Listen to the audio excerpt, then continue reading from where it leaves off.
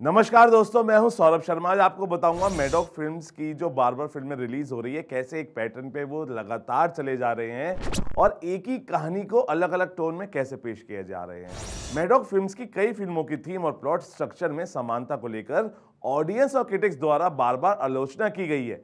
विशेष रूप से उन्होंने कई बार दोहराए जाने वाले पैटर्न और टोन अपनाए हैं।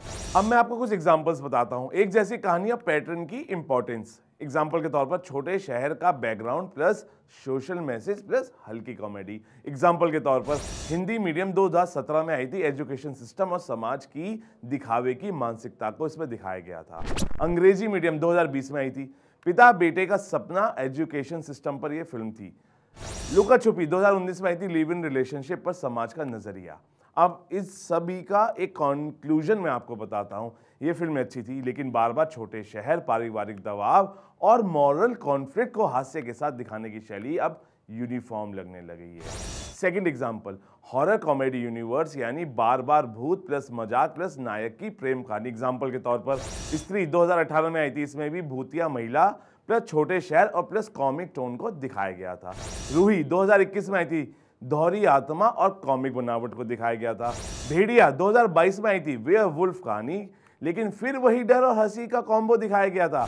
अब आपको मैं इसका कंक्लूजन बता दूं, हॉरर कॉमेडी यूनिवर्स में नयापन लाने की कोशिश तो की गई थी, लेकिन हर फिल्म में डर के साथ हंसी और एंड में सामाजिक संदेश की स्क्रिप्ट दोहराई जाती रही।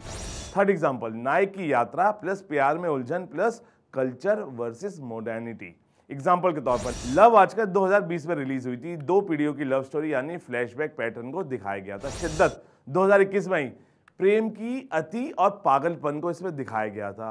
अब भूल चूक माफ कर एग्जाम्पल ले लीजिए, 2025 में रिलीज हुई है, समय लूप में फंसी शादी की कहानी। अब इसका कंक्लूजन मैं आपको बता देता हूँ। सभी में नायक प्यार को पाने के लिए संघर्ष करता है और कोई बड़ी व्यक्तिगत सीख लेकर बाहर आता है, लेकिन स्क्रिप्ट फॉर्मूला जैसी लगने लगी है। यानी आप देख रहे हैं मैडॉक ने बार बार एक्सपेरिमेंट की है, लेकिन एक ही एक्सपेरिमेंट को अलग अलग तरीके से उन्होंने किया है, एक ही तरीके के फॉर्मेट पे चल रहे हैं।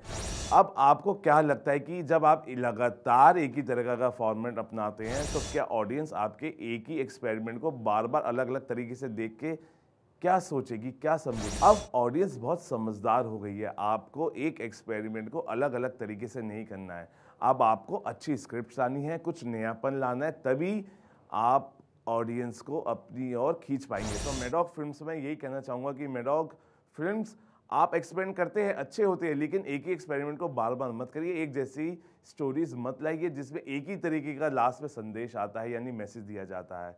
आपको ये मेरी स्टोरी कैसी लगी, प्लीज़ कमेंट।